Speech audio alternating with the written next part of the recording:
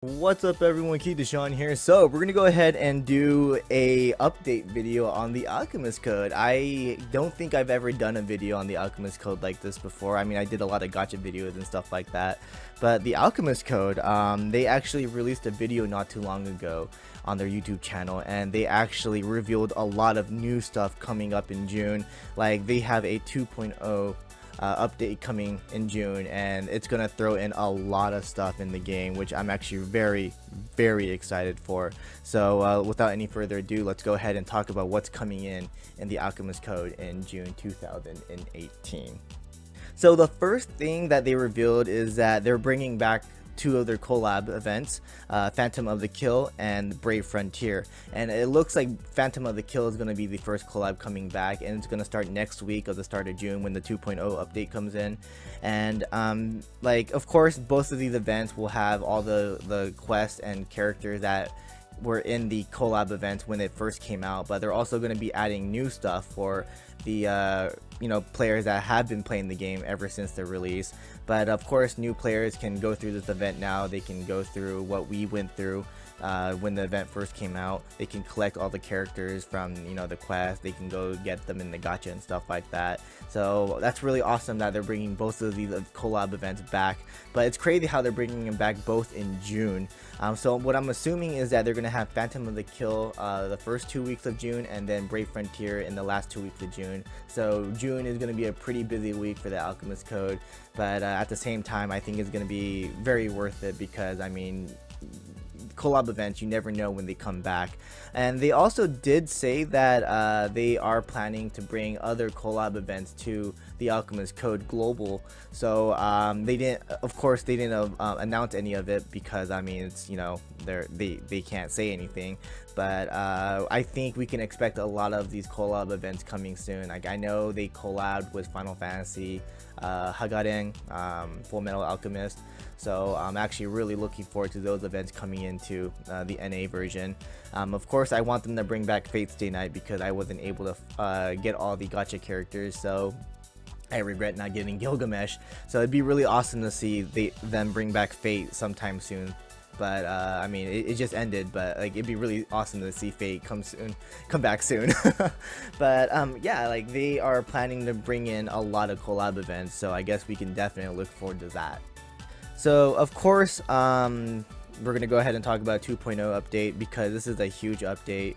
But they didn't reveal everything, because they said that it's just way too much to talk about in one video. So they're gonna announce it on their social media and in-game. So I guess keep a lookout on that. But I'm just gonna go ahead and talk about all the stuff that they did announce on their video. So by the way, if you guys want to check out their video, link is down below. They probably talk about this a lot better than me, so definitely check them out.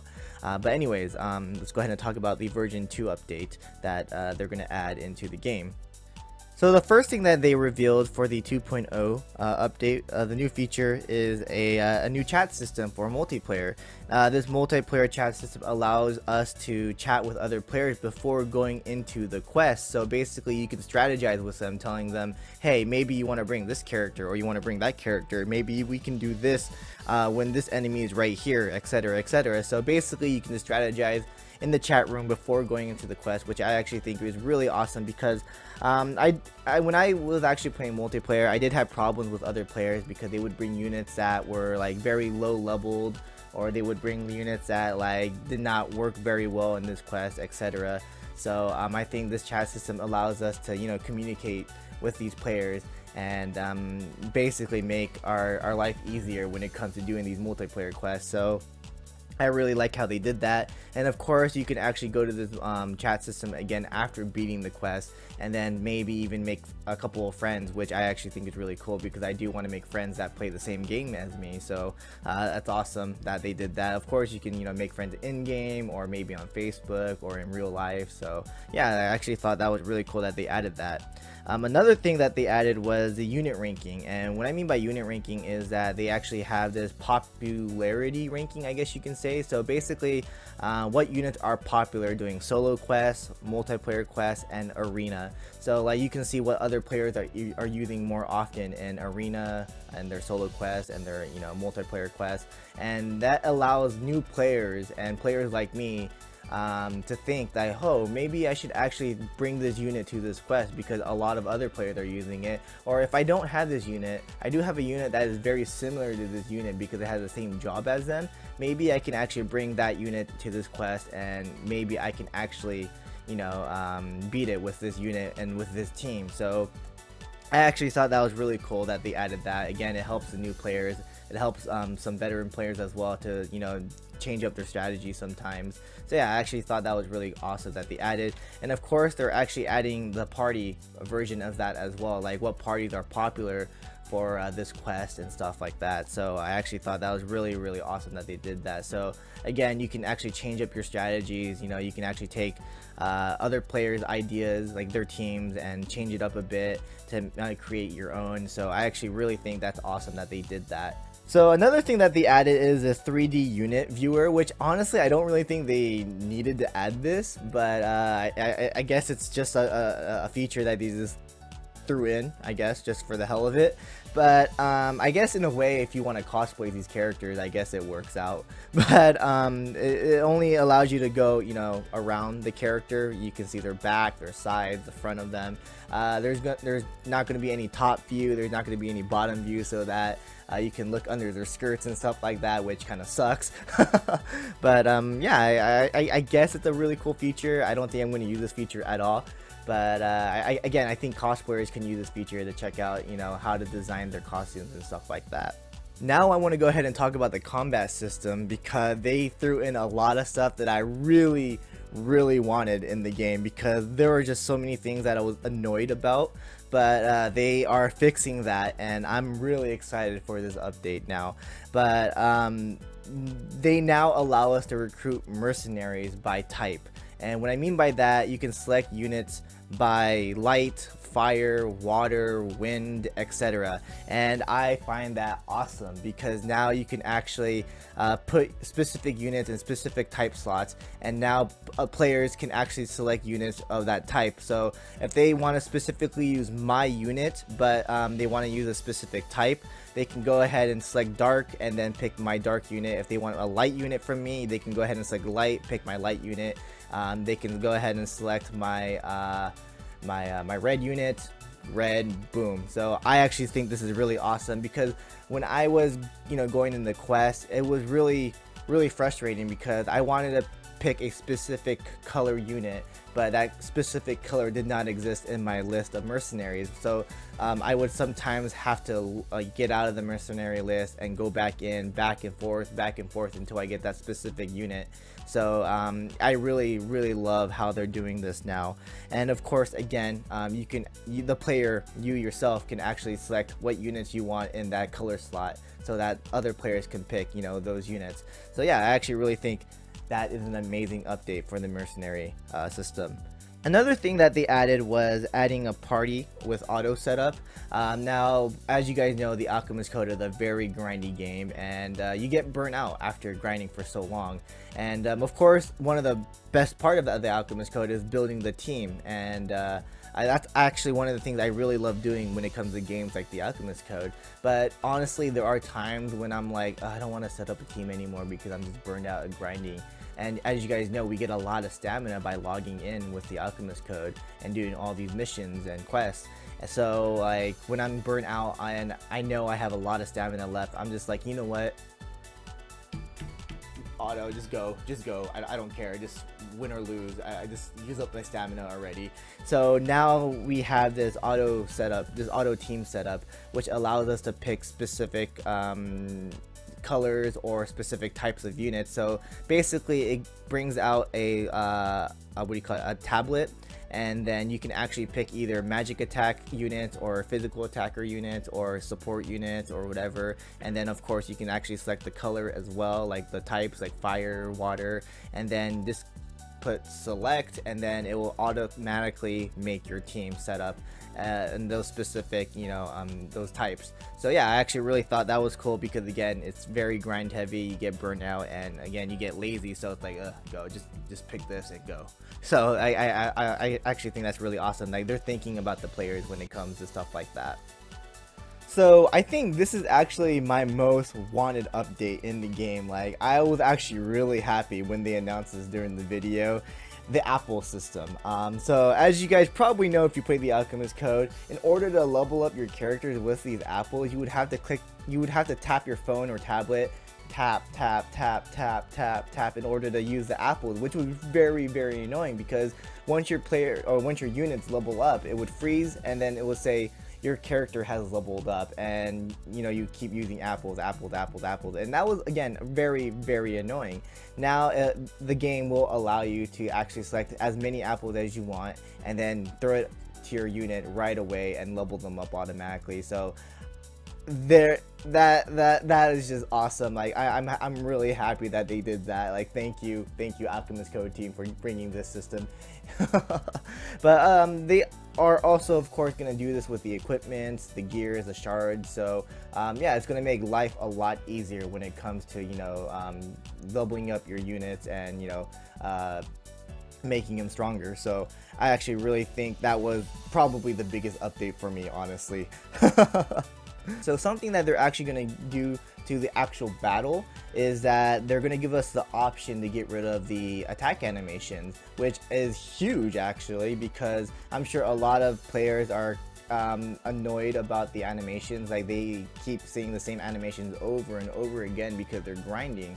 Now they're actually going to give us an option to get rid of that, and basically it gets rid of their attacks, their special attack animations, the cutscene animations, and instead it's just gonna go boom, boom, boom, boom, boom, boom, boom, boom. So basically grinding is gonna be a lot faster and a lot easier basically. So I really like how they're doing that as well. Like, I mean, again, you get burnt out while grinding for so long, so it's really awesome that they're thinking about the player. Like, hey, well, we understand that you want to grind right away, so we'll give you the option to get rid of the animations and stuff. So here you go.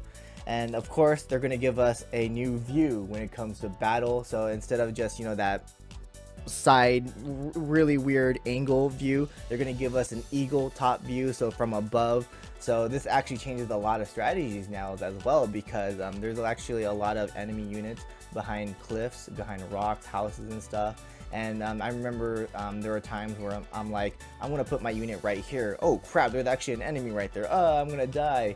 So it actually changes up everything now. You can actually strategize, like, oh, maybe I can actually go behind here and get him from behind and stuff like that. So I really like how they are adding the eagle view, but at the same time it might look very weird because I'm just so used to what's the battle system is like right now. But I really like how they gave us the option to get rid of the animations and stuff like that. But honestly, I don't think I'm gonna get rid of it because I think the animation is just amazing in this game. So yeah, I don't think I'm gonna deselect that at all. But yeah, it's really awesome that they're giving us the option to do it though. So some other things that they did say at the end of the video is that they are planning some balance changes. Like, they're not planning to nerf any of the units, they're actually planning to buff a lot of these units because they want units to be used all the time. They want them to be used equally. Like, they don't want old units to like be left in the dust. They want them to come back every now and then, and I actually like that because there are so many units that I have, but I can't use them right now because they're not leveled up all the way, or I don't have their their job 3, and a lot of these units actually, they're better at job 3. So like once like all these new units come in, like it's like, oh, people are gonna constantly keep using the new units, and they don't want that. They want you to keep using your older units. So I really like how they're doing that because, I mean, Anastasia, for example, I've had her since the beginning of the game, and she's still not at job 3 right now, and we recently got her soul shard quest, so she's almost there. But it's awesome that I can actually get to use Anastasia in the future as well. So I really hope they actually do this with all the other units, or they are planning to do it with all the other units. And I like how how they actually allow us to use these units, you know, in the future as well. Like, even though, yeah, some units are probably going to still be like low tier and everything, but they do have like a purpose and stuff in the future when it comes to specific quests. So I really like how they're actually going to give a lot of buffs to all these units, and I hope they actually keep doing that in the future as well to, you know, the units they already give buffs to. So they did say that they're gonna announce some of these unit buffs before the release of 2.0, so keep your eyes open out for that. And then of course other units will be getting buffs in the future. But another thing that they revealed is that Logi will be getting his alternative costume in June. It's gonna be farmable during an event, which is actually pretty cool. It is apparently his job plus job, which actually kind of surprised me, because I thought the third job was going to be, you know, another job, but not a job plus.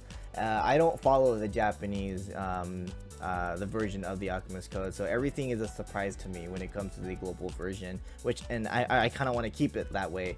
But yeah, I was actually really surprised that it was a job plus, and at the same time I'm very excited that Logi is going to come in with that costume, because I actually really love that design for Logi, and he was actually a really cool character in chapter 2. So I'm really excited to get this costume and this new job for Logi.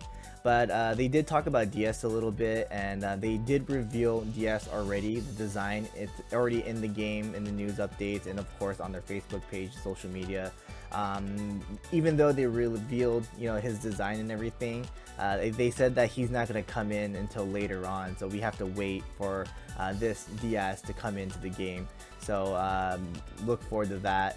Other than that, they are going to bring in the Sacred Stone Memories Fallen Sun event, and then of course they're going to throw in Chapter 3, Episode 1, Act 2 for the main story. So we're going to continue on with Elizabeth's main story, which I'm actually very excited for, because I actually really love the story for the Alchemist Code.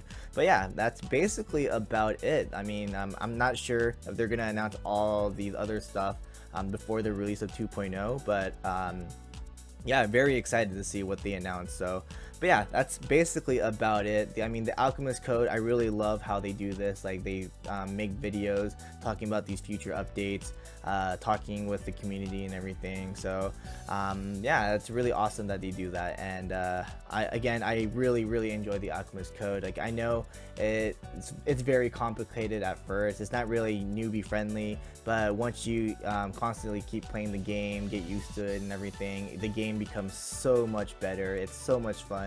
Like, I definitely think you guys should just give it a try. Give it like a good a month, and then you guys will definitely be hooked to the game like me, because I'm actually super hooked to the game right now. Like, I want to constantly keep playing the game if possible. Like, I want more stamina, even though we get a whole bunch of stamina every day. But yeah, like, the Alchemist Code, definitely one of my favorite games right now, and I do hope we get a lot of new players later on.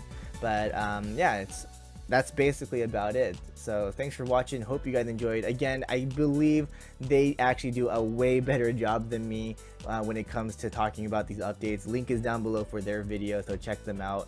But yeah, that's about it. Thanks for watching. Hope to see you guys in the next one. Laters.